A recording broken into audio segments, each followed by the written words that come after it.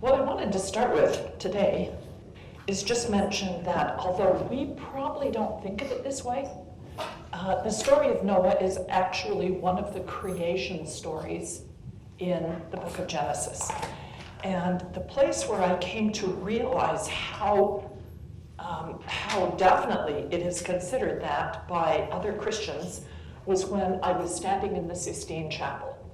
Now, this is National Geographic that I saved from 1989 because it has paintings of the Sistine Chapel in it. But this is when they were doing the restoration and uncovering the beauty of Michelangelo's stuff. And when you look back, let me see if I can find one of the old pictures here. Okay, this is a good view. This is what it looked like before. Just pure black, right? I mean, so much smoke and stuff. And this is the first beginning of the cleaning, and this is what we now see today. So that was what they were doing. But as you stand in the Sistine Chapel and look up, here's the really famous God reaching out to Adam to create man, and then Eve, and then the tree, and the next ones are Noah's Ark. Okay? And unless you actually see that, it doesn't occur to you, oh, this is considered a creation story. Now, this is something else I didn't know until I went there. The dimensions of the Sistine Chapel are a copy of the dimensions of Solomon's temple, and thus it is meant to be a temple. And that brings up all kinds of interesting stuff about the prophets and the sibyls, women. The sibyls are, I'm trying to think of the word, Gentile women who prophesied of Christ, and then the others are the literary prophets. And then we have paintings of the families of the kings of Israel. So the kings and queens and their children. And if you go down the wall below those, it's curtains and veils. It's really an interesting place to stand as a member of the church who's been to the temple. It's quite a sacred place. I stood there and cried. My daughter just went and sat over on the other side of the room and waited while I did that. Another aspect that we sometimes don't think about with the Cain and Abel story is if they're both offering sacrifice, they both hold priesthood. And so this is letting us know that the original plan, the original way that God's people were organized was with all of them priests. Adam and Eve were both clothed in ketonet. We've talked about that as priesthood clothing. We know that both Cain and Abel could offer, and therefore both were priests. Last week we talked about a man had two sons. And usually in the Old Testament, it is the oldest son that will receive the birthright and be the priest for the family. Now that will get handed down into Christianity. And if you know any Italians or Irish Catholics, very often their oldest son would join the priesthood because that's the pattern, is that you have a priest for your oldest son.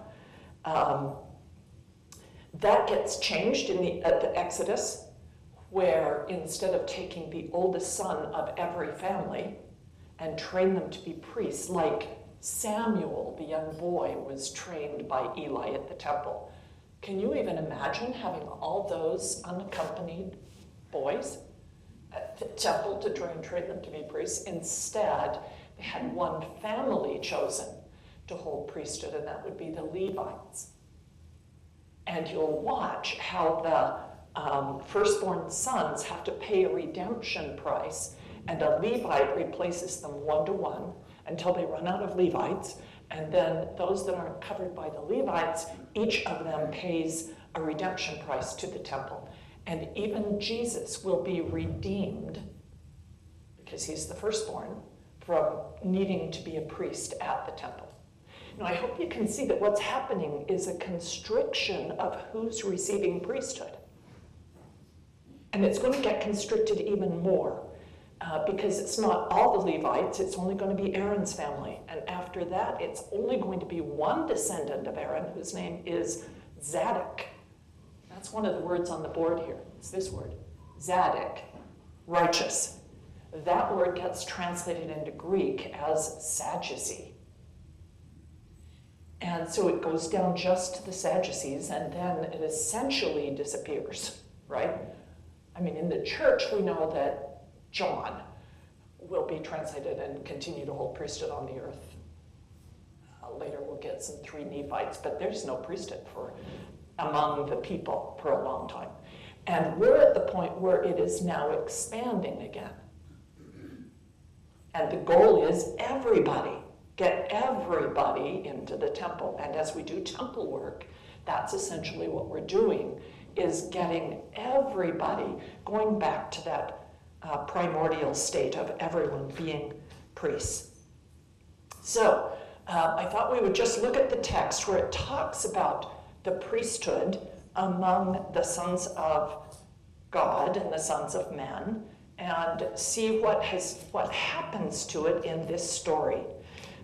We don't get the full story, of course, in Genesis, so we have to cheat and go to the book of Moses for some of this. So if you want to turn to chapter 6 of Moses, that's page 15, if you have a hard copy of The Pearl of Great Price. And this is talking about the birth of Adam's and Eve's sons. Now, this is important. This couple will have 3 sons that we know by name. We're sure Adam and Eve had more kids than that. But we get Cain, we get Abel, we get now Seth. And the next story is about Noah, who has 3 sons, Shem, Ham, and Japheth. So this is a pattern that Noah is much like Adam. So Adam hearkened to the voice of God and called upon his sons to repent. And Adam knew his wife again. This is after the death of Abel. And she bore a son. His name was Seth, which means appointed in the place of. So he's the replacement kid for Abel. And God revealed himself to Seth, and he rebelled not, but offered an acceptable sacrifice, like unto his brother Abel. And to him was born a son, and his name was Enoch, which means human. And then began these men to call upon the name of the Lord, and the Lord blessed them. And a book of remembrance was kept, in which was recorded in the language of Adam, for it was given to as many as called upon God to write by inspiration. This is the first mention of writing that we get, and it is not in Genesis. But there are going to be powerful traditions handed down about the books that Adam wrote, that Enoch wrote, that get handed down to Noah, and the books that he wrote. So in the pseudepigrapha and in the apocrypha, you're going to find traditions of books written by the fathers.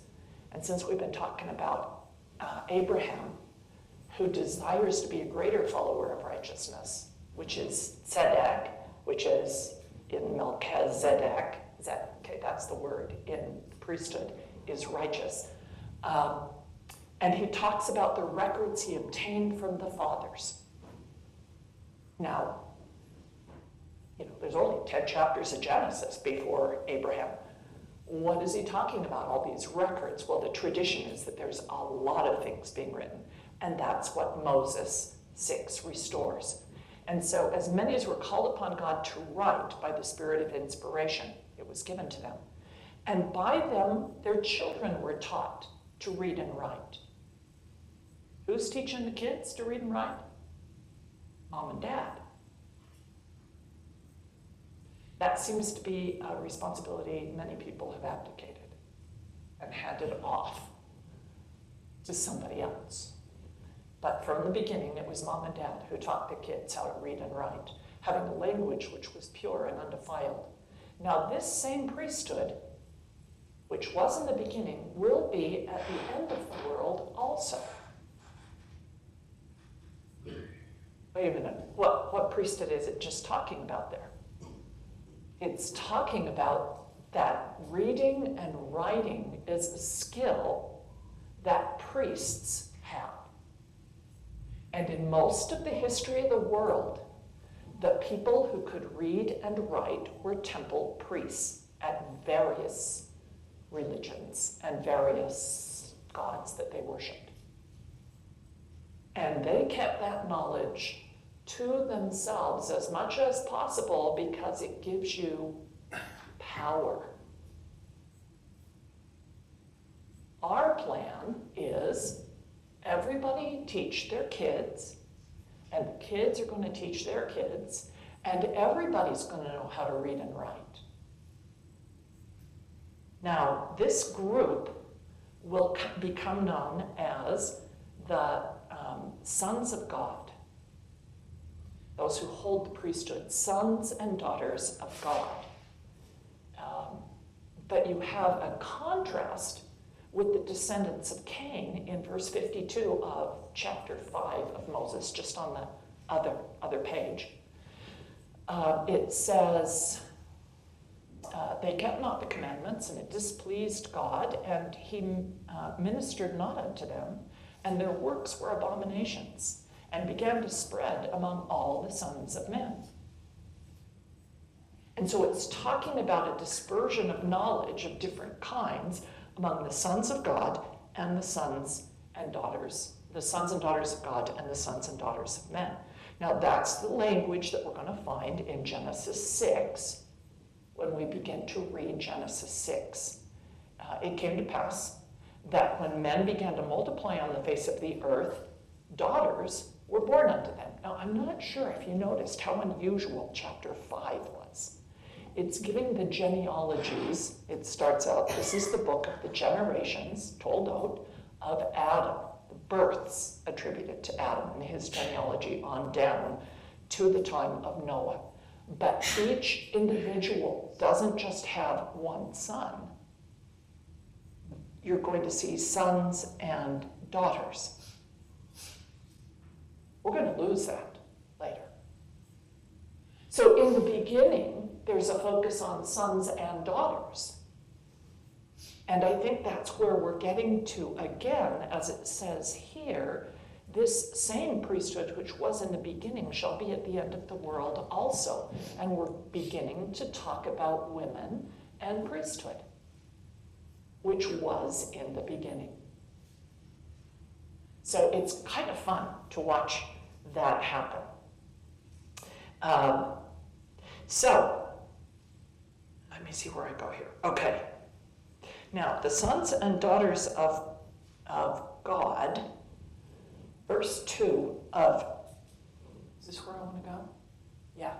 Chapter 6, verse 2. We're now going to start using the words on the board because what we just read out of Moses, I don't know what the Hebrew was. I'm not sure Joseph ever saw the Hebrew, but we do have the Hebrew for the Genesis portions, and so I give you the Hebrew words. The sons of God saw the daughters of men, that they were fair. Sons of God is B'nai Elohim, literally, sons of God. Daughters of men is Bat Ha'adam. Bat is daughters, Adam is man. Adam is man. It's the generic term. And they saw that they were fair. Now, this is way down here. But fair is the word tov, which in verse 5 is going to be compared with ra, which is wickedness. That's the good and evil of the tree of knowledge. Tov is good, ra is evil. So these two families are going to represent good and evil, both the effects of eating from the tree, good and evil. Let's look at what happens when you have, verse 2. The sons of God saw the daughters of men that they were fair, and they took them wives of all they chose. This is men who hold the priesthood, marrying women who are not in the covenant and don't hold the priesthood, non-members, in effect. We see that story in the Book of Mormon, where we have priests who go out and marry who they choose, the daughters of the Lamanites. These are the priests of wicked King Noah. Isn't that interesting? That this discussion happens after we are dealing with Noah? This is not a coincidence. So we have the priests of Noah who gather together. This is in Mosiah chapter 20. We have the death of wicked King Noah in 19. And these wicked priests were ashamed to return because they had abandoned their wives and their kids. Okay? Just ran away from them to protect their own lives. And having tarried in the wilderness, they discovered the daughters of the Lamanites, verse 4, and they laid and watched them. And when there were but a few of them, of the girls gathered together, they, the priests of Noah, came out of their secret places and took them and carried them into the wilderness, 24 of them. This is like the rape of the Sabin women from 7 brides for 7 brothers, right? They're simply taking whoever they want, which is not appropriate for sons of God or priests. First of all, when we get to the book of Ezra, he will underline this and kick out anyone who claims to hold priesthood whose parents were not both Levites and descendants of Aaron. And so a lot of people will lose their position because they don't have the genealogy to back it up. But if you are going to be a priest in the Aaronic priesthood in the Old Testament, you have to marry a daughter of Aaron. Both of you have to have that genealogy. So what happens next is in chapters 23 and 24, where we find the priests of Noah, verse 31 of chapter 23, page 192. They found the priests of King Noah in a place they called Amulon, after the head of the priests. And when the Lamanites come, they bring their wives out to plead on their behalf and ask for mercy from the Lamanites, because the girls have decided, okay, this is who we're married to now, we want to keep them alive. And chapter 24, Amulon did gain favor in the eyes of the king of the Lamanites. Now, that quotes a line from Genesis chapter 6, where Noah found favor in the sight of God. Okay? This is very much a biblical phrase. And he granted that he and his brethren should be appointed teachers over the people, because they know how to read and write, which is a gift, a power that has been lost among the Lamanites. When Nephi and his brothers, the righteous, left and went and built the city of Nephi and built a temple, the Lamanites are cut off from the presence of the Lord. They don't have a temple in their midst, and they're going to forget how to read and write over the generations. They're going to go out hunting and drinking and other stuff, and education is not a big deal. But they realize that the king realizes there's power here. And so he appointed, verse 4, he appointed teachers of the brethren of Amulon in every land, and thus the language of Nephi began to be taught among the people of the Lamanites. And they were a people friendly with one another. They're a great bunch of people. You'd enjoy having for friends, probably, if you're a Lamanite. But they knew not God. Neither did the brethren of Amulon teach them anything concerning the Lord their God, neither the law of Moses. Nor did they bother to tell them about what Abinadi had just said about them, because It's rather negative, right? Well, what is a priest supposed to be doing?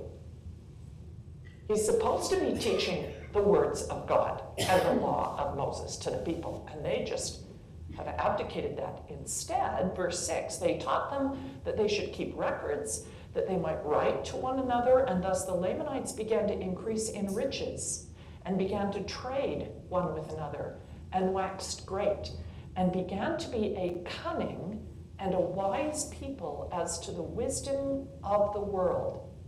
Yea, a very cunning people, delighting in all manner of wickedness and plunder except among themselves. Cunning is one of the names for one of the two ways. Remember that we talked about last week? You have the straight and narrow way and the plan of happiness. Oh, the cunning plan of the evil one. They're going to use education, they're going to use words, they're going to use language, but not to teach about God and not to teach about good things. It's to get rich. And we call this priestcraft. That's the term the Book of Mormon will use. Of prostituting your priesthood, your ability to read and write, your knowledge, to just make money out of it. Now, if you go back to the book of Moses, in chapter 8, where it is talking about Noah, we're going to get a very interesting set of verses. Because this story about Amulon and the priests of Noah is sons of God who marry daughters of men, just like in Genesis chapter 6. But in Moses 8, we get a different story. So Moses 8, that's page 26. Noah and his sons hearkened unto the Lord and gave heed, and they were called the sons of God. And when these men began to multiply on the face of the earth, and daughters were born unto them, the sons of men saw that those daughters were fair, and they took them wives, even as they chose. You see that this is the same story, but a reversal of the names? This one in Genesis is sons of God taking daughters of men. In Moses 8, it's sons of men taking daughters of God. So this is non-member men marrying member women. And this is what God has to say. And the Lord said to Noah, the daughters of thy sons have sold themselves. That's called prostitution. That's how God sees it when women don't marry a priesthood holder. The knowledge, the things they've been taught are not necessarily going to be passed down to their children for the right reasons and used in the right way. Now, I hope you notice that I use the same word for both the men who prostitute the priesthood and it becomes priestcraft, and the women sell themselves, and that is prostitution. This is where you see the language of whoredom applying to both men and women. It means not keeping the commandments of God, who Jehovah is your husband, and you are then an unfaithful wife, regardless of whether you're a man or a woman. Okay? So although the language of the Old Testament will often talk about all the unfaithful people as wives who go whoring after other gods, it's a metaphor, and it includes both the men and the women. So that's where we see this story. That's not what the priesthood was given for. Now, as you continue to read in chapter 6 of Genesis, verse 3 actually probably comes from a different text. We're going to see in the story of Noah that there were two versions of the story. One is written using the name of God. That's the first 2 verses that we've read. And then one version of the story is going to be written using the name the Lord. We'll see it most vividly in the number of animals taken on the ark. The one told under the name of God, you have male and female, 2, just like in Genesis chapter 1, which was told under the name of God, Elohim. You get to 2 through 4, where you see the Lord, and you have a story talking about sacrifices and needing to have more than 2 animals. You got to have 7. A man and his wives is actually what it says of the 7 animals.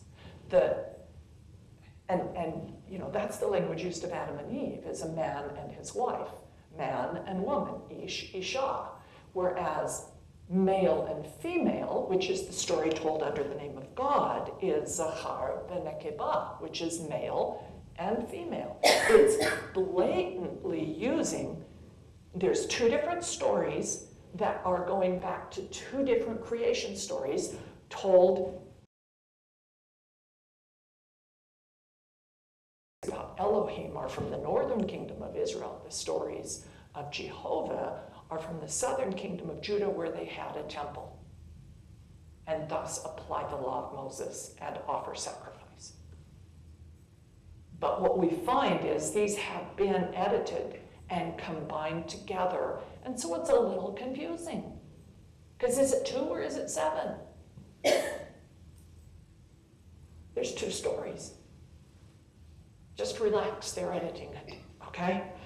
But as we go back to, so verse 3 is probably from a different story.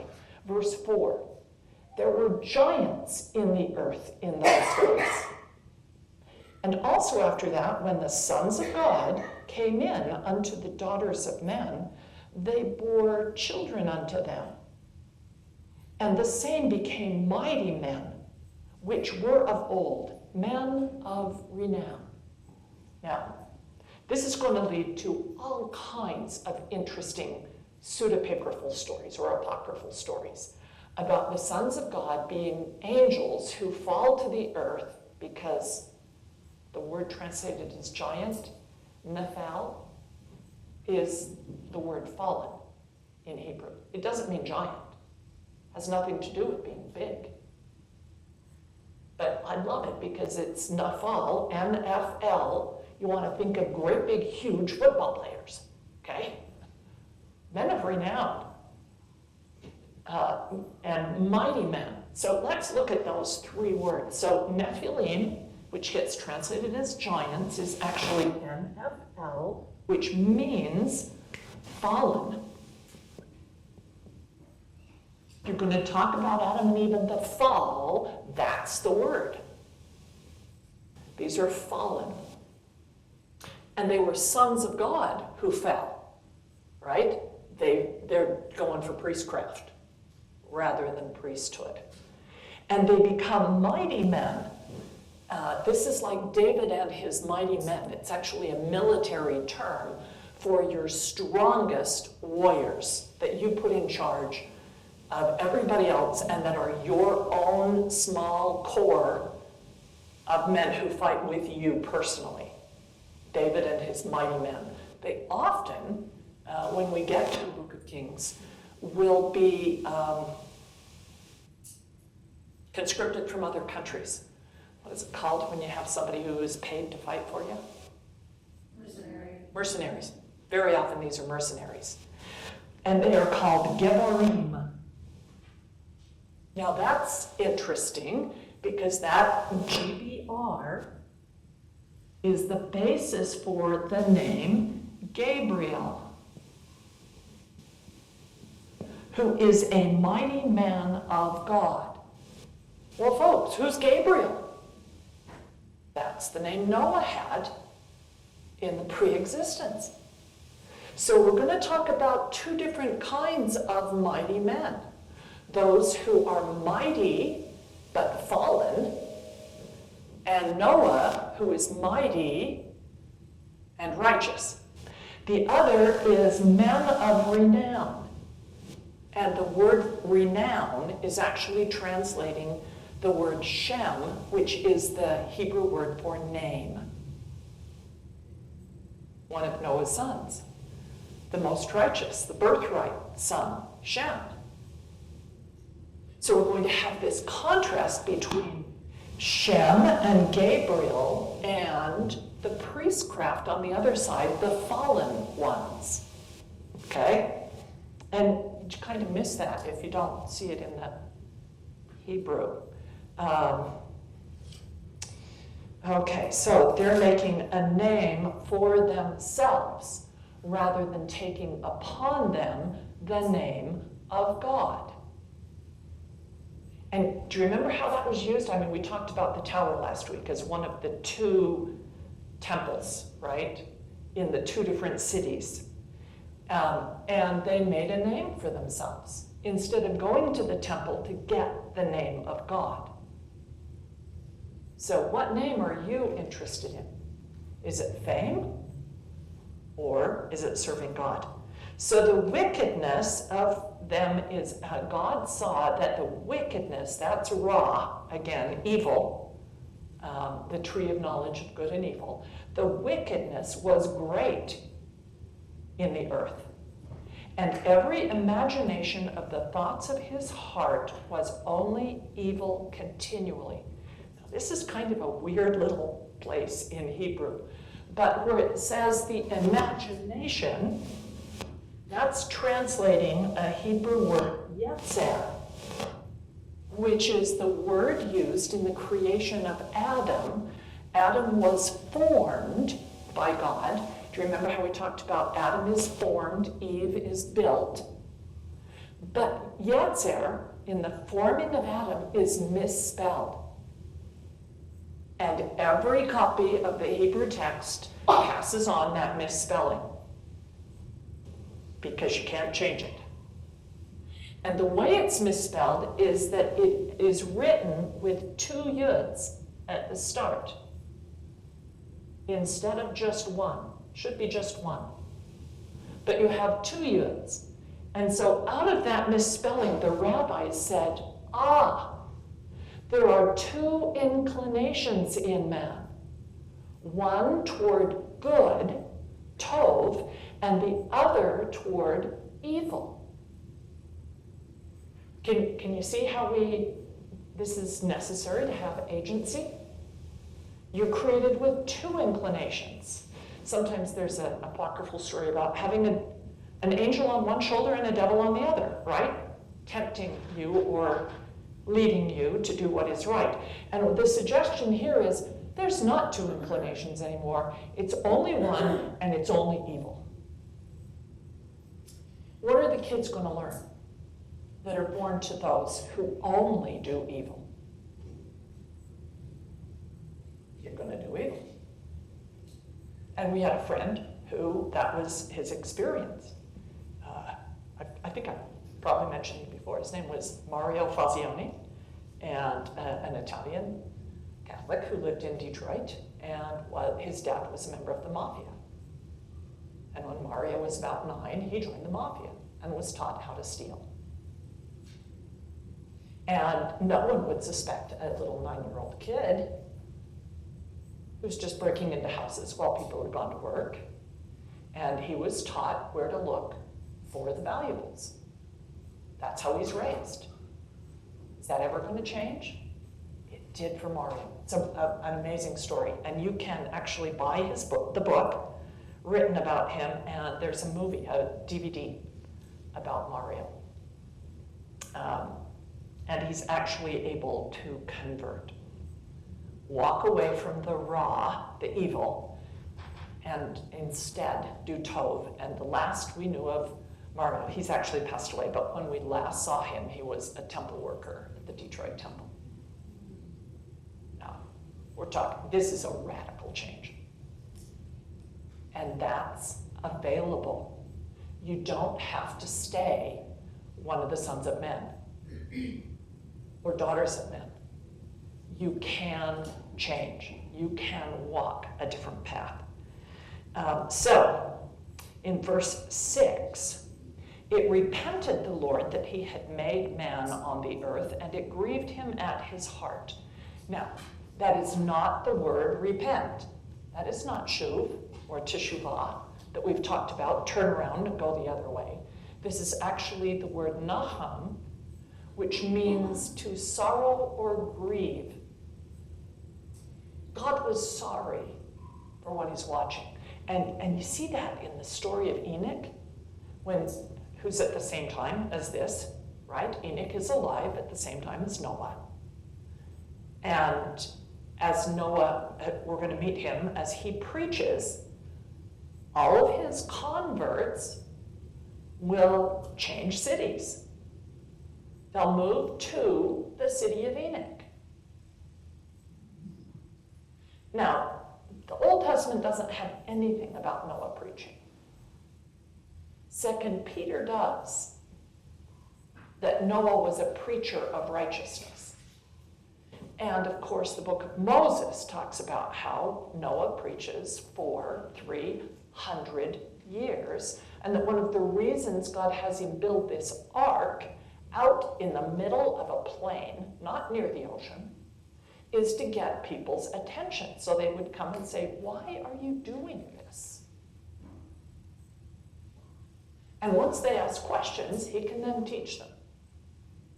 Now, there are those, because it doesn't talk about his preaching in Genesis 6, there are rabbis who will say, Noah wasn't a very good person. Abraham, when he knew that the city of Sodom and Gomorrah was going to be destroyed, he bargains with God that if there's 50, if there's 40, if there's 30, if there's 20, if there's even 10 righteous, will you not kill them all? And you don't see Noah doing that. But it's not the whole story.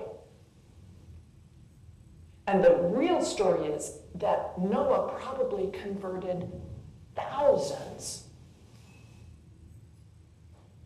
who then moved to the city of Enoch or were taken up over time in the 300 years. And that's what the book of Moses will teach us. So, God is grieving, sorry, just a second. I forgot to turn off my phone here after I looked up some Hebrew words. There we go.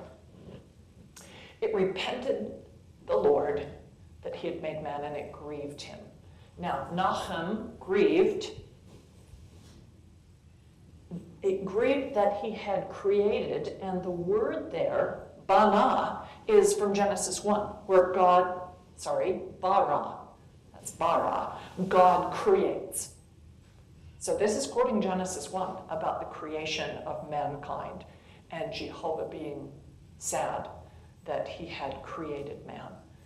Verse 7, I will destroy man whom I have created from the face of the earth, both man and beast, and creeping things and fowl of the air. Did you notice that's quoting Genesis 1? But reverse order. Mankind, day 6, part 2. Creeping things and the cattle, the beasts of the land, day 6, part A.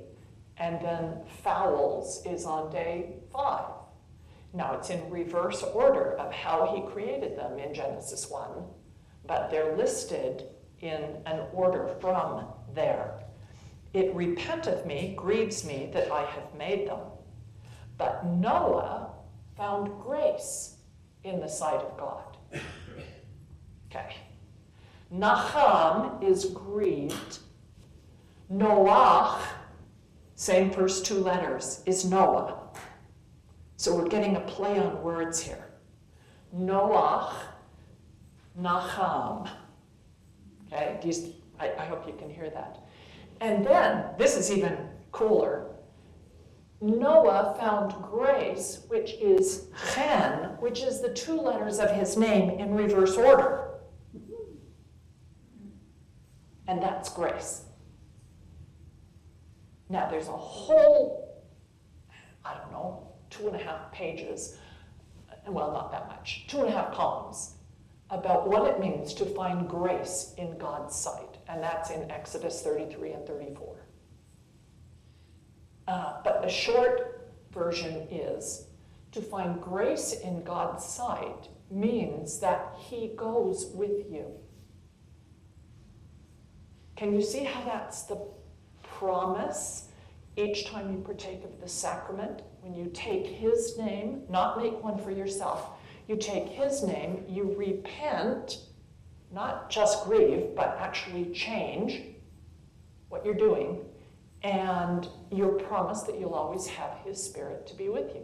You have found grace in his sight. Okay? Now it's going to talk about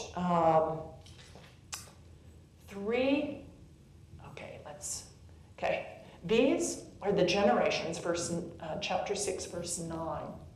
These are the generations or the children told out of Noah. And then it doesn't list his sons.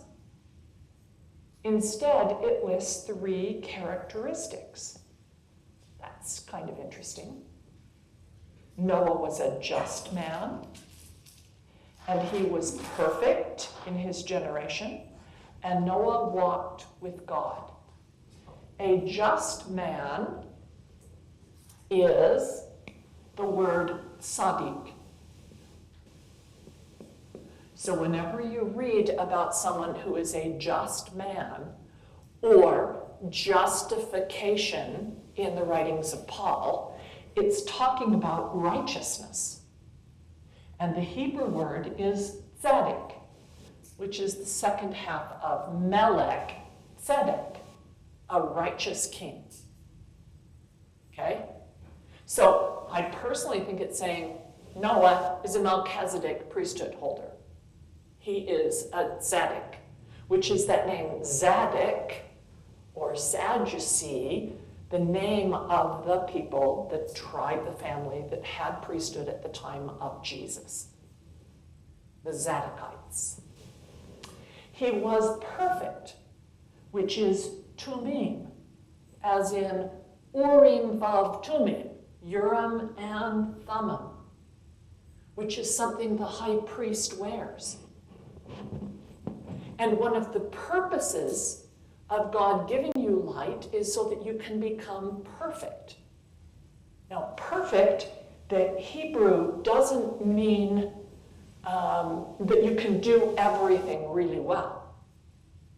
It essentially means whole, and can be translated like integer, whole numbers, or having integrity. And I think integrity is a better word for us, maybe, so that we don't get caught up in perfectionism. Because that is a real burden that many people in the church struggle with. They can't cook as well as so-and-so. They can't sew as well as so-and-so. They can't sing as well as so-and-so. They can't, and especially the women seem to be really down on themselves all the time because they're not perfect. And their body isn't perfect. Well, that's not what the word is about. It's about having integrity, that what you say you will do, you keep your covenant. You keep your promises. You don't say one thing and do another. You are whole. And then the third that it mentioned is that Noah walked with God. That's a phrase that will not be used for everybody, but it's used for someone before Noah, and that's Enoch. And Enoch walked with God, and he was not. That's all that the Old Testament really says about Enoch. And from that comes the whole story of his translation and being taken up. That's not what walking with God necessarily means. It means that of the 2 ways that are out there, the broad way or the straight and narrow path, you're walking in God's ways. Okay? You have chosen his way of life. And that's what Noah has done. And then it names the sons that he's given birth to, Shem, Ham, and Japheth. Others who walk with God, Adam and Eve in the garden, when the Lord comes and walks with them in the evening. Enoch, Abraham, walk thou before me and be thou perfect. Do you see the same words? Okay. Isaac, Eleazar, Abraham's servant, when he goes to get Rebekah, talks about him walking with God. The Lord walks with Israel in the wilderness. He walks as a pillar of fire by night and a cloud by day. And he pitches his tent among them. Okay? Here is Leviticus 26. These are covenant words. Leviticus 26 is a statement of covenant. I will walk among you. I will be your God, and you will be my people. Okay, so that's the offer. But instead, verse 11, the earth was corrupt before God, and the earth was filled with violence. Okay. Corrupt is shachat, which means the destroyer, or to blot out, as in blotting out people's names. If you don't take the name of God upon you, you get blotted out of his book of life. But violence is that Hebrew word Hamas. Have you ever heard of Hamas? Yeah, it's the Palestinian terrorist group. That somehow people in the West think they're going to be able to get a treaty of peace between Hamas and Israel. If your name means violence, what are the odds that you're going to agree to peace? Hamas's purpose is to wipe Israel off the face of the earth. Kill every Jew. It is very difficult to find a happy medium here. So the same story is continuing into our day. Verse 12, all flesh had corrupted its way upon the earth. And when it talks about all flesh had corrupted its way, the rabbis had a really, to me, interesting commentary. They say it is the way of men to produce things and money and become rich. And we've seen how that corruption comes in. We saw that among the priests of Noah in the Book of Mormon, priestcraft. But they say the way of women is childbearing. And they said even the women have become corrupted. And this is quoting from the rabbis. They destroy their own seed, which means, I don't know if you know the term onanism. It's named for one of Judah's sons who refuses to give children to his brother's widow under the laws of Leverett Marriage. He won't give her any kids. Still has intercourse, but withdraws so that she won't get pregnant. He won't give her any kids. So that's one method. Abortion, contraception, infanticide, sodomy, and bestiality are things that are attributed to the people at the time of the flood by the rabbis, which means corrupting the way of women, not using the intimate relations between husband and wife for the purpose God created them, to bring people together, to show love and affection, to have children. That's all gone. The men are taking any woman they want. Doesn't matter who she belongs to or who she wants to be with. This is totally contrary to God's law. Now, I don't know if you remember, I talked about how each of the chunks of text are divided up into weekly readings, like we have for Come Follow Me in the Hebrew 5 books of Moses. So they spent the entire year reading the 5 books. And the first week, they read about Adam and Eve, on down to chapter 5. And then 6 to 10, all about Noah, is the second week. And each week, they also have a reading from the prophets. So the readings from Torah are the parasha, and the readings from the prophets are called the haftorah. And I was really fascinated to find what the haftorah, what the prophetic reading is for the story of Noah. And this is the one time that I know of that one of the prophets in the Old Testament, one of the literary prophets, refers to the story of Noah. So you can see why they chose this. This is Isaiah chapter 54 to Isaiah 55, verse 5. Now in verse, this is an incredible chapter. It talks about the righteous will inherit the Gentiles. That has an interesting play in the story because Noah is considered to be a Gentile.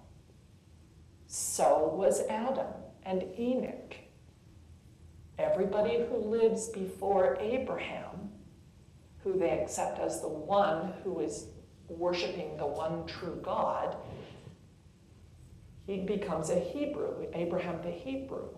And it isn't until you get to his grandson, Israel, Judah, that you get Jews. So these are Gentiles. Now what that means is that when you get to the New Testament and the issue comes up about what are we going to do with this centurion who is a Greek, he's a Gentile, and he wants to join the church. Does he need to be circumcised first? Does he need to become Jewish in order to enter the covenant? And you remember that conference at Jerusalem, where Jesus' brother James is the head of that conference, and they come up with the decision that no, Gentiles do not need to become Jews in order to enter the covenant. But they do need to keep all the commandments that were given to the Gentiles before the law of Moses. And so they go through and are going to take from the story of Noah what commandments Adam and Eve and Noah are given, and those will be incumbent upon Gentile converts. Those are called the Noahic or Noahide laws. So these guys are Gentiles. But it says in verse 3 that your seed is going to inherit the Gentiles. You will no longer be a widow in verse 4. Do you see the metaphor of Jehovah as the husband? And Israel being taken into captivity by Assyria, the lost 10 tribes of Israel, are now a widow. But they won't be widows anymore. This is all going to be restored. Verse 5, for thy maker is thy husband. The Lord of hosts is his name, thy Redeemer, the Holy One of Israel. The God of the whole earth shall he be called. For the Lord hath called thee as a woman forsaken and grieved in spirit, a wife of his youth, when thou wast refused, saith God. For a small moment have I forgotten thee, but with great mercies will I gather thee. In a little wrath I hid my face from thee. Now, I'm going to see in the next verse what he considers that moment, one of the moments when he hid his face. but with everlasting kindness. This is tender mercies, right, of Elder Bednar. Will I have mercy upon thee, saith the Lord, thy Redeemer. For this is as the waters of Noah unto me. For as I have sworn that the waters of Noah should no more go over the earth, so I have sworn that I will not be wroth with thee anymore. Mountains will depart and hills removed. When water is covering them, you don't see any mountains or hills anymore. But my kindness will not depart from thee, and neither shall the covenant of my peace be removed from thee. O thou who is afflicted, tossed with the tempest, and not comforted. That's Noah's name, comforted. He's on the boat. There's this terrible storm on the water. There's affliction. And I am going to lay a foundation, and of course it's the temple that he's talking about, and describes it using all the stones that are in the breastplate of the high priest. Thy children shall be taught of the Lord. See, that you're going to use priesthood the right way. Great shall be the peace of thy children. In righteousness shalt thou be established. But in order to do all of these wonderful things, thou shalt be far from oppression. Thou shalt not fear. Thou shalt be far from terror. It shall not come unto thee. So the rabbis will say, if you want to be considered righteous, you must stay away from violence, from fear, from terror, and from oppression.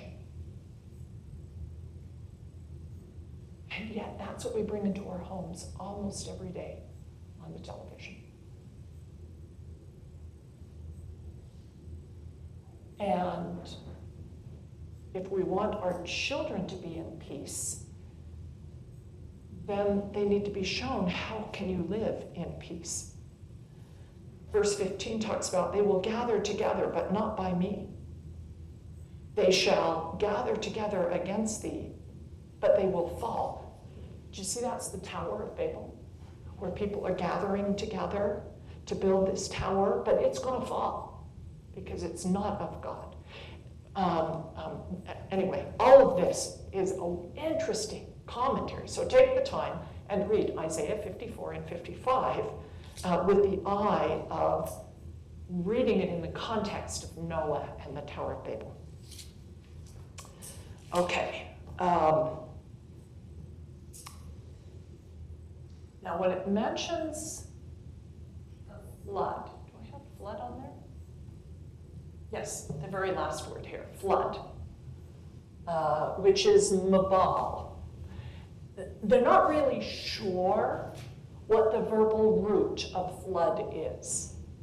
It only has a BL, and then it has the M that makes it a thing. And so they don't know if it comes from BBL or BLL. What is the letter that gets dropped? Or BLH. And so Rashi, who is one of the commentators in the Talmud, says it's all of those words. That the flood comes from Bala, which means to ruin everything. It comes from Balal, B-L-L, which is the basis of Babylon. Everything is confused. How the language gets confused. And Yud, B-L, which means to bring high things low. And I don't know about you, but you can just see the whole flood and Tower of Babel story and why it's called Babel and why it's Babylon, and that is a confusion of tongues and everything is ruined. This is what's coming as a result of the choices that the people are making. Okay, we looked at Hamas. Then next is the ark. God is going to give him a pattern. This is one of the two things where God tells you how to build it. Now, in the Book of Mormon, we get a repeat of this story, right? Because Nephi is going to be given the pattern on a mountaintop of how to build a boat which will save his family. I hope you see that as a Noah story. Okay? But the word ark is teba, and this is only used in 2 places. It is not the word for the Ark of the Covenant. Lots of people will compare these two and say, oh, the Noah's Ark is a wooden box, just like the Ark of the Covenant. Well, it is, but it's not the same word. It is in English, but it's not in Hebrew. So the only 2 things called a teba are Noah's Ark and the basket, which is covered in pitch inside and out, that Moses, the baby, is placed in and set in the waters. So Noah and Moses have this same story in common, of being taken out of the waters and saved. Okay?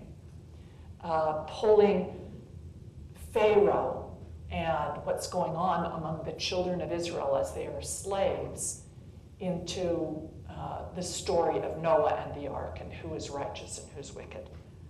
Now the boat, the teba, is built out of gopher wood, and the Hebrew for that is gopher. This is an untranslated word. There is nothing called gopher wood. But the commentaries will say it's probably built of cypress or maybe cedar, although cedar has a different name. Cypress is a deciduous tree that can grow in flooded areas.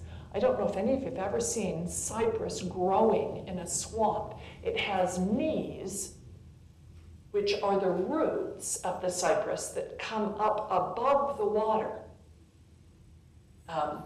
Where my daughter lives in the woodlands in Texas, there's cypress everywhere growing in the standing water that's everywhere. And so you see those cypress knees.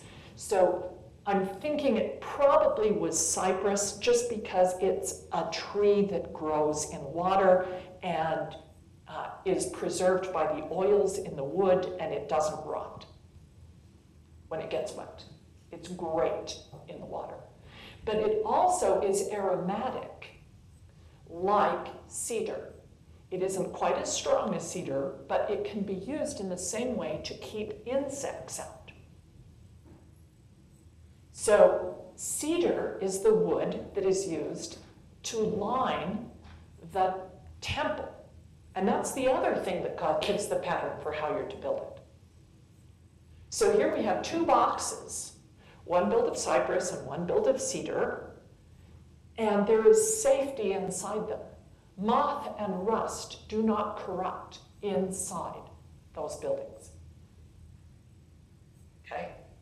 So the ark, with its 3 floors, is similar to the temple with its 3 areas, the tabernacle with 3 areas, and the temple with the 3 levels, because you go up some stairs from the court of sacrifice, the telestial. You go upstairs into the terrestrial room, the garden room, where there is an altar of prayer, and then you go upstairs again to get into the Holy of Holies in Solomon's temple and in Ezekiel's temple, the 3rd temple described in the book of Ezekiel. And in the Salt Lake. And of course in the Salt Lake Temple and in the Columbus, Ohio temple. Now you only go up about this high. It's just a little ramp, but they make sure that you go up. To go up is Allah. Well, it's not on the board yet because it's later. That's the word for leaves, but it also means to go up because leaves grow upward toward the sun. And that becomes the word for the Holocaust offering as the offering goes up to God. That'll be at the end of the story of Noah, where this wonderful smell rises up to God. And that is the Olah, the Holocaust offering. Now that's the word you're going to see in Genesis 22, where God says to Abraham, bring your son Isaac and offer him up to me. Well, there's different ways you can offer things up. One is a Holocaust, burn it up, and another is the heave offering, where you just raise something up to God. It's a little ambiguous. So we have this boat, but it needs to be pitched. Now, pitch, of course, is tar, but they aren't using, we don't know whether they were using bitumen, which is tar, or not. But whatever they're using to pitch that boat, to keep the water out, is called kafar. Folks, that's Kippur. Atone. It's the atonement that makes that boat safe, that keeps the chaotic floodwaters of the deep, which is at the beginning of the Genesis 1 story, the chaos. It keeps it out. Inside there's order. There's 3 levels. Everybody knows their place. You have ordinances. You are ordained. Order, order, order, order. That's Alma chapter 14. You want to go and read chapter 13? Maybe 13. I mean, you can find it. It says order about, I don't know, 7, 10 times in talking about priesthood. So, where there is no order, that's the flood, that's chaos, that's the deep, tihom. So, interesting that this temple word, kafar, which means to make reconciliation, to cover. The kipporet is the word, a thing that covers. That's the name of the top of the box, the Ark of the Covenant, upon which the 2 angels, cherubim, sit. That's the kipporet, or the mercy seat. So, this is the only place that I can find in the Old Testament where kafar means something other than temple atonement, which immediately pulls the whole temple and atonement into the story of Noah, which is not surprising, okay? We're going to hopefully get to that. Verse 16, as Noah is building this ark, God tells him, a window thou shalt put in the ark, in verse 16. You'll notice there's a footnote there. That's because this is not the Hebrew word for window.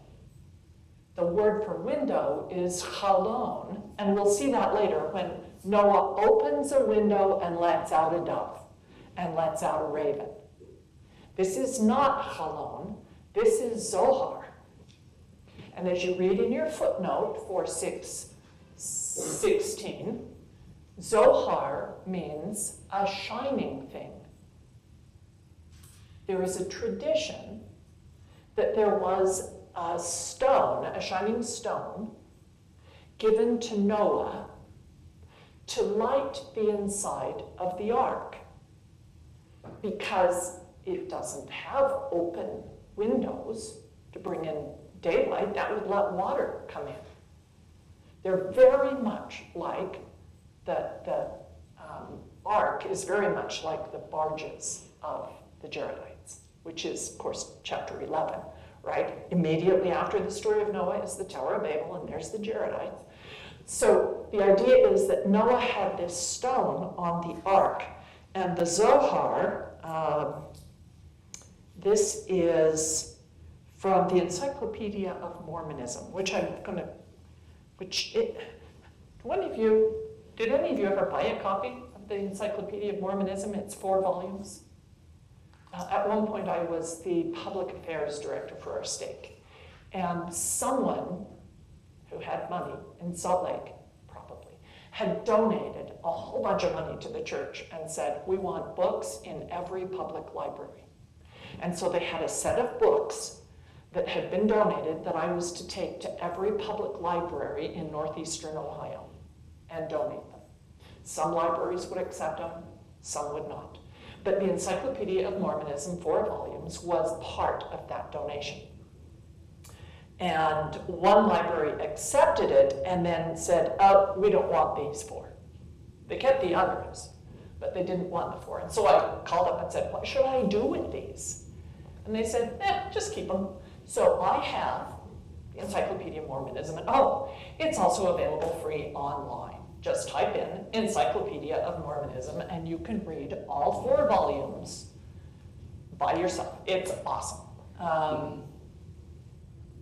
I'm sure someone wishes they could change the name now, but oh well, that's what it is. This is, stones were made to shine by the touch of God's finger to light the barges. It's talking about the Jaredites. Shining stones are not unique to the Book of Ether. Another reference is the shining stone in Noah's Ark. The Jerusalem Talmud says that the stone in the ark shone brighter in the night than in the day, so that Noah could distinguish the different times of day. Shining stones are mentioned several times in the pseudepigrapha. So it's like, do you remember how the brother of Jared goes up on the mountaintop and God gives him the pattern for how to build the boats? But when he says there's no light in them and there's no air, God gives him a pattern for how to get air in the boat, and he doesn't say a thing about lights. Why not? Because Jared should be able to get that himself from the scriptures. That, you need shining stones. That's how Noah had light. A Zohar, it's going to show up lots of times in the Old Testament, but translated as noonday. This is not a little glow. This is the sun at noon.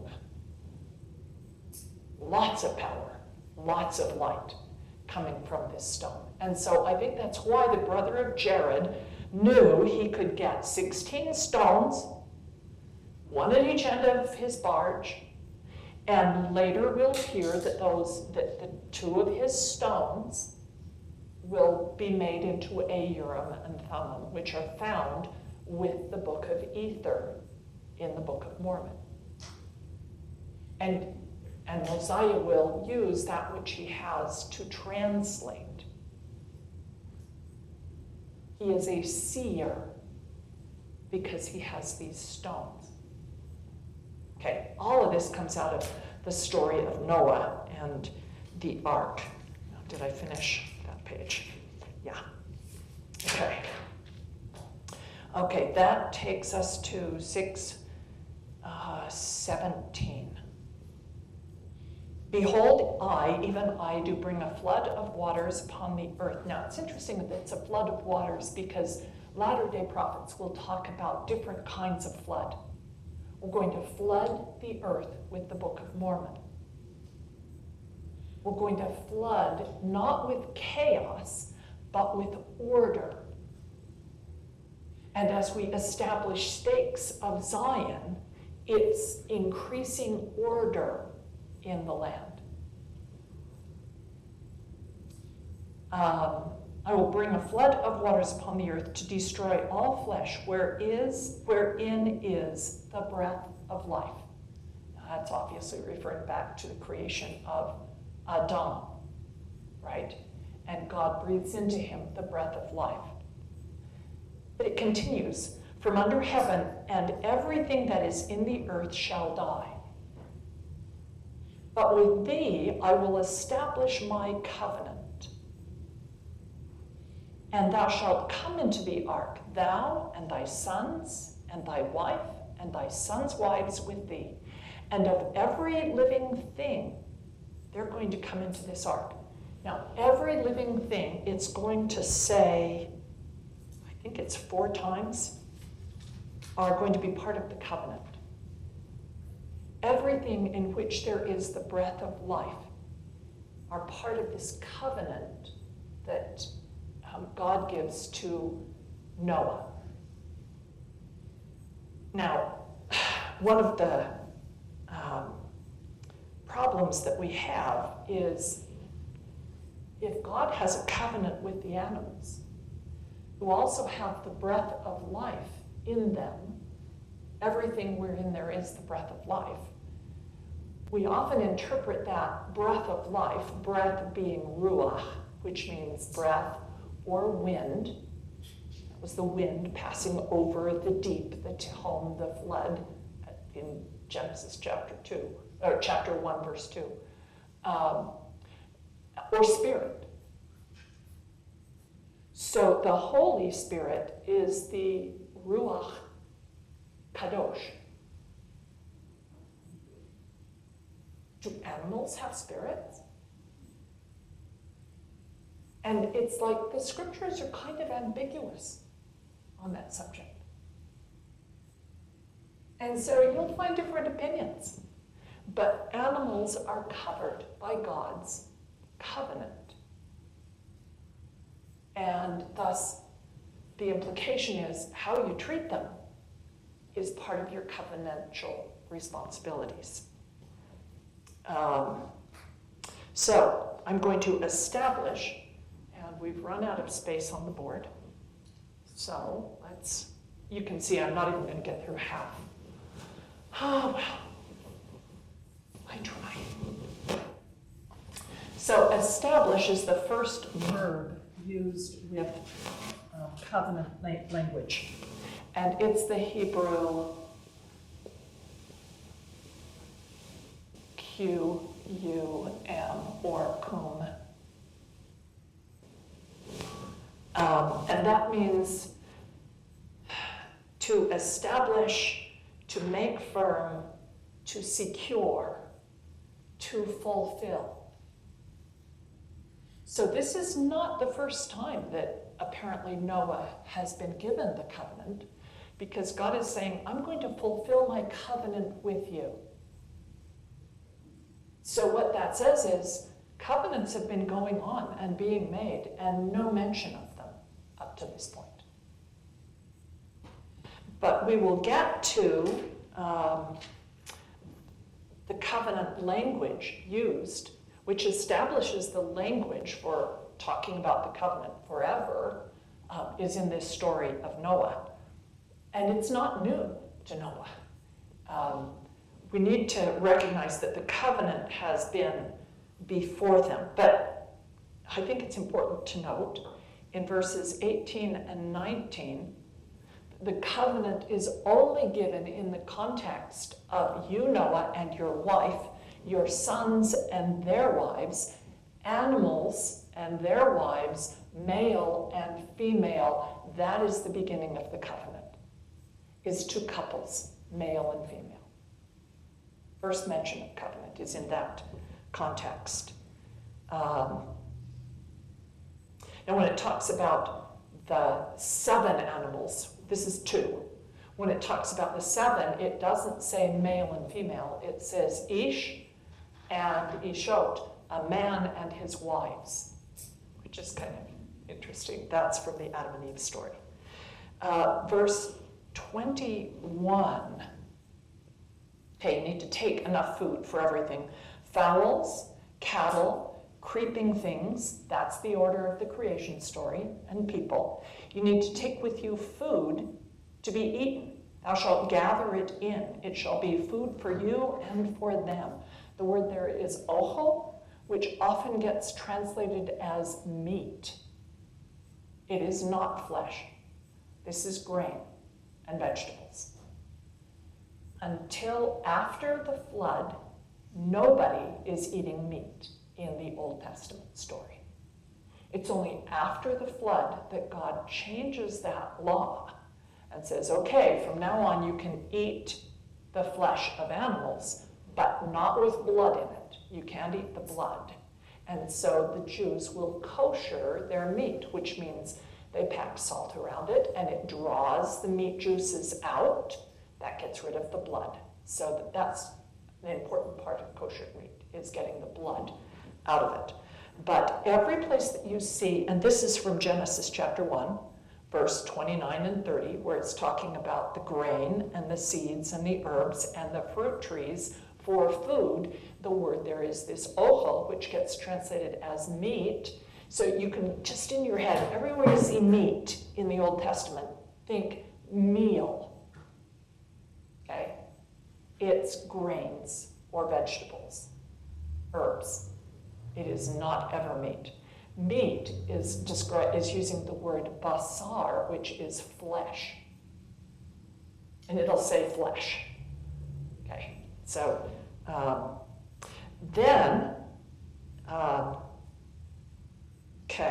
so the Noahic laws, I think we have time for this. So before the flood, these are the rules that are handed down to the Gentiles becoming Christians. And this is part of the list, and this list was made up by the Jews and is written down in the Talmud.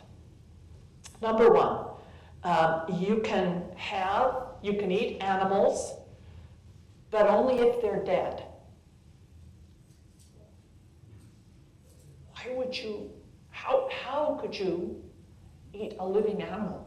Well, there are stories that the rabbis will use of somebody who wanted some beef but didn't want to kill his steer, so he just cut off one leg.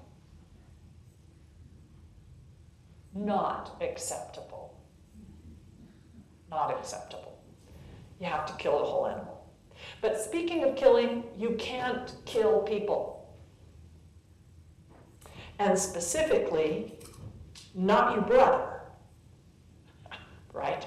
Because of the story of Cain and Abel. You must have courts of justice. Because remember how Cain says, this isn't fair, everybody's going to kill me, so Jehovah puts a mark on him to protect him so nobody else will kill him. He has received mercy in a court of law. And so you have to have a court to make these decisions.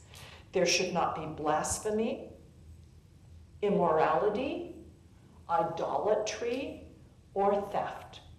And they'll notice places where that comes up, particularly in the description of the time of the flood. Other commands, more positive commands that are seen to be in place before the time of Moses are keep the Sabbath day holy. I mean, that was the first story, right? Genesis 1. Remember the Sabbath day and keep it holy. Number 2, sacrifice. That's from Cain and Abel, and now we're going to see Noah building an altar and offering sacrifice. Tithes are pre-Mosaic. We'll see that in the story of Abraham and Melchizedek. Leverett marriage, meaning if your brother dies, you have to take care of his wife or his daughters. So Abram takes his brother's Haran's daughter, Sarah, and marries her. That's Leverett marriage. The offering up of grains on the altar, because that's what that's what Cain offers, or the offering of the firstborn, which is assumed in the story of Abel, but specifically firstborn, the first one where it mentions firstborn is Abraham and Isaac. So, and clean and unclean animals, where did that come from? Right? Noah is told to bring in 7. This is chapter 7. Come thou and all thy house, that's the first time house is used, and that's Beth, which is the same word as daughters. So when we talked about sons of God and daughters of men, daughters is Beth. And plural is betot. Come into the house. I have seen thy righteousness. And of every clean beast thou shalt take thee by 7s, male and female. Of the beasts that are not clean by 2, male and female. Of the 7s, and it's strange because it doesn't actually say male and female in the Hebrew. It says ish and isha, wives. And so they go on to the ark. Now, trying to keep track of how many days they're on that boat, because there's 2 stories woven together, it gets very confusing. Is this the same 40 as the last time they mentioned 40? Is this the same 150 as before when they mention 150? Now, the rabbis have done us a favor, and they counted them. And they say it's 277 days that the flood is upon the earth before the mountains can be seen again and the ark comes to rest on the mountain. Now, that happens to be the number of days that the rabbis believed it takes from conception to birth of a child. 277. It'll talk about in the 10th month. And so you're getting an image here of the earth being born again.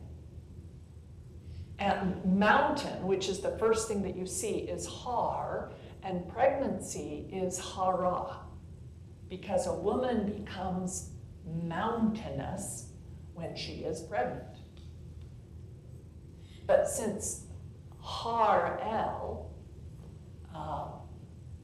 that's not right, Horeb, the mountain of the Father, is one of the names for Moriah. That's not right. Moriah is in Jerusalem. Mount Sinai is also called Horeb, or the mountain of the Father. That's kind of funny because it's not the father that gets pregnant. It's the mother who gets pregnant, but that's the name for the mountain, which is the mountain of the Lord. Okay, so we have this imagery of the earth being born again. Okay, I skipped over 7:3. Of fowls of the air by sevens, male and female, to keep seed alive upon the face of all the earth. You just have two of the important words of the covenant: land and seed. So God doesn't need to move the land in order to save the land. It's there under the flood, and when the flood goes away, you'll see the land again. But we need to preserve the seed during this pregnancy. Okay? So land and seed. Now, we're just going to jump. I just want you to see this one word. This is Genesis 9, verse 9, speaking of covenant language. I will establish my covenant with you and with your seed after you.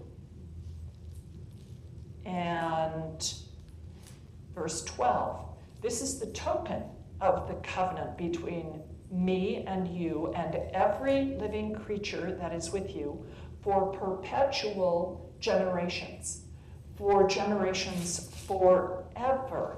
Now down to verse 16. The bow will be in the cloud, I will look upon it, that I may remember the everlasting covenant between God and every living creature of all flesh that is upon the earth.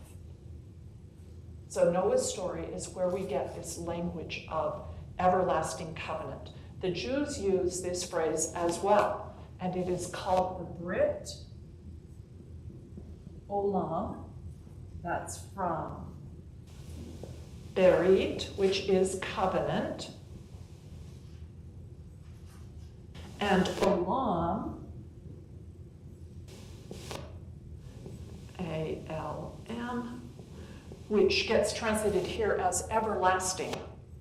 But Olam is also the world, the solar system, the universe, everything there is all under covenant.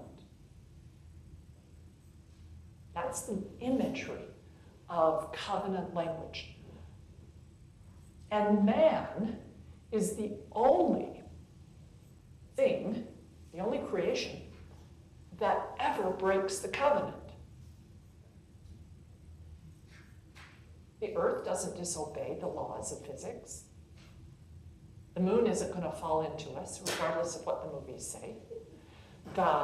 Everything is held in place, as the book of Abraham will describe. There's things that one is higher than another, and they influence each other, and it's talking about gravity and astronomy there. It's wonderful. All of that is covered by covenant language, and all of it is involved in this rebirth. Now, we'll often speak of, and especially right now, because we're starting to talk about Abraham, the Abrahamic covenant. Shouldn't really call it that, because it's God's covenant. He's the one who made the covenant and offered it to us. And it has been around forever. That's Olam. It doesn't start with Noah. It doesn't start with Abraham. They're invited into it. But this covenant, if you will keep my commandments, you'll prosper in the land. I will give you land and seed. You will have children as numerous as the sands of the seashore. But if you are wicked, you will be cut off. That's the language of covenant. And we'll see that as we continue with Noah next week. So remember, it's not the covenant of baptism, or the covenant of sacrament, or the covenant of Abraham. There's only one covenant, and that's the covenant God offers us. And it is the new and everlasting covenant. And each of the others are descriptions of rituals or pieces within it, or when it was offered in a particular way. But the covenant is the whole thing, the everlasting covenant. I leave that with you in the name of Jesus Christ. Amen.